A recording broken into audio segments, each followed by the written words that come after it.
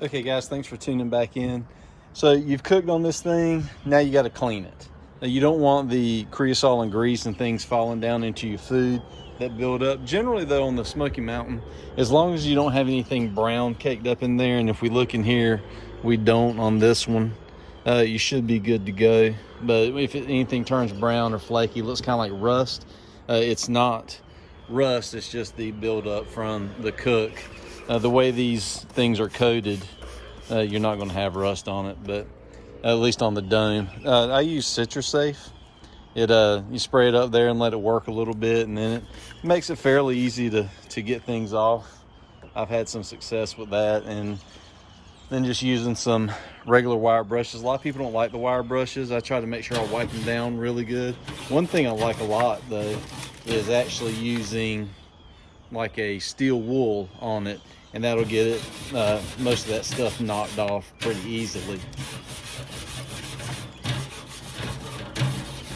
You just give the grates a good rub down like that, and use whatever you got handy to clean it up that's not going to leave anything on your grates. And you can see this stuff from the smoke, and then the pork butt we cooked was right there. You didn't really mess anything up, but all the smoke and grease and things just kind of collect on these grates. So you clean those up, and I'll get those done. Usually takes about 10-15 minutes, and then we'll move on to the next piece. So we got the grates reasonably clean. You're not ever going to get everything totally off of them.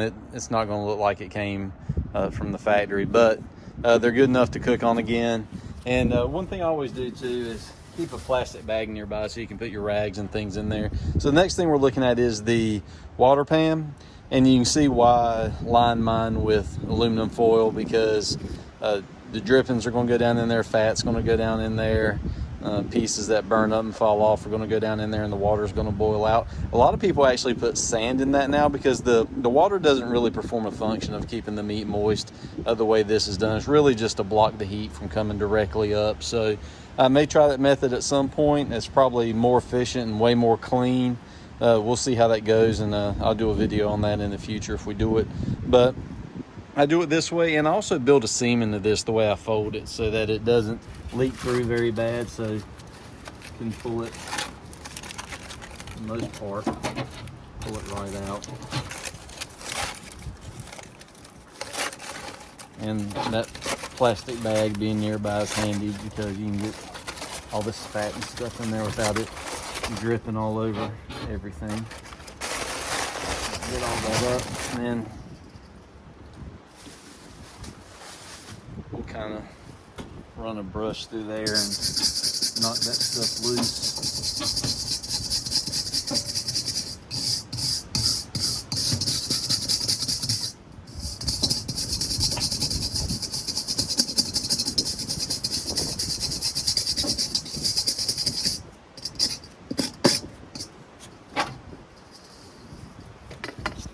Dumping that right in the bottom.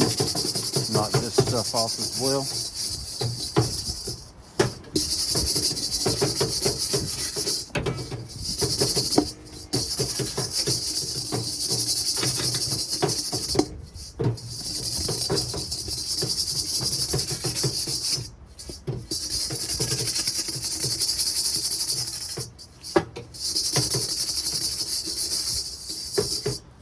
Recently done. That not loose.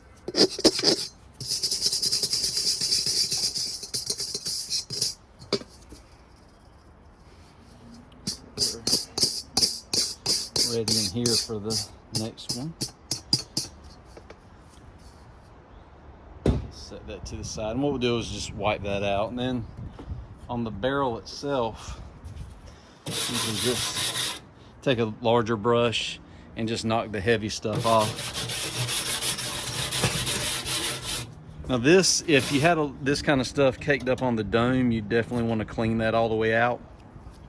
For these purposes here, you just basically knock off the heavier stuff and knock it right down into the ash pit, and then you take a smaller one.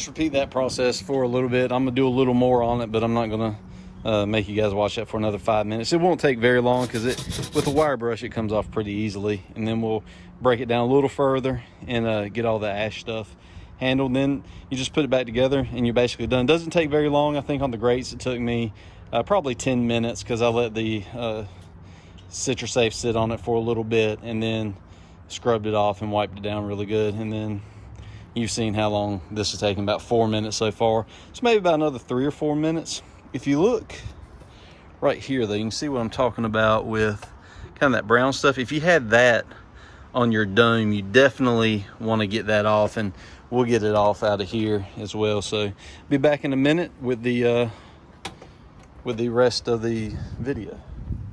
Okay, so we got the barrel cleaned out about what we want. You can see it, you might be able to see it's kind of shiny right here because we have that brown stuff and wanted to get that off. And so this comes right off. We set it to the side, and then you have your coal pit and remove the ring. And then, so this is a slight mod I did too. I bought an extra grate to put down in there because on the grate that they give you, it can sometimes, the charcoal will slip down a little bit and go through there, and you want it staying up as high as possible so that you keep that heat up for as long as possible. So I'm gonna close these grates so that nothing falls out of there. Knock that off. That one off. So you sit them crossways so the charcoal doesn't slide down.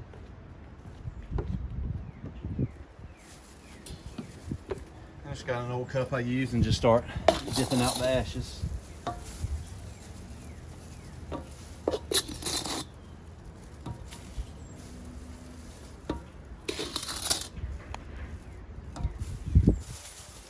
It's a little windy today, so it's making a mess. So you get the idea on scooping ashes, and so I'll finish that up and then we'll just put it right back together. Okay guys, that whole process took probably 25-30 minutes at the most, including getting everything apart. Got the coal pan cleaned out, and I'm just gonna put everything back together. Super simple. And then, like I said, this is a great smoker, especially for beginners. Super easy to use, holds temperature very well, very forgiving. But and like I said, just a few mods on it. So this is the standard coal grate that came with it. Goes right in there. I bought a little smaller one and then fit it right in there sideways, so it creates that grid pattern and lets the coal stay up longer, gives you more heat. Then you put your coal ring back in, put the barrel back on, make sure that fits in there, put your door on. And so if you hadn't seen the other videos, the grate was one mod. I only did 2 other mods, and that was to put some gaskets around the door because it leaked a lot of smoke, and then gaskets right in here where the dome goes in. Throw our water pan back in, then our lower grate, and then top grate, and then the dome back on. Then the last mod I did was just upgraded the thermometer a little bit.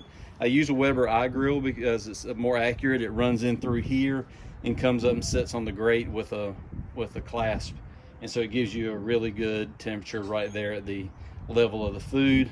But this gives you a good dome temperature. When I was using it the other day, it was 2-3 degrees off, way better than the stock one. The stock one could be 20 to 50 degrees off, so you want to make sure you do upgrade to some kind of a new thermometer. I got this from Academy Sports for like 10 bucks. So super affordable, easy to install, and this size actually fits the dome. If you get a larger one, sometimes you have to drill that in there, increase the whole size, and that's just more than I wanted to do. And also leave the reopen all of the dampers so that air comes through, so you don't get any condensation in there. Hopefully you like the video. This is the basics of how to do it. I don't claim to be the all-knowing. There's a lot of videos on it, but it works for me. The food I put out tastes really good. I enjoy it. I have a lot of fun with this thing, so I hope you'll like it as well. And leave comments. Let me know what you think. Let me know if you're getting one. Let me know if you have one. And check out some of the videos we've done already on cooking. We'll be doing another one later today on pork tacos. Got some others coming up with pulled chicken, chicken wings, as well as ribs, and some pork belly burn-in soon. So anyway, thanks for tuning in. Make sure you subscribe, tell your friends if they're interested, and check it out.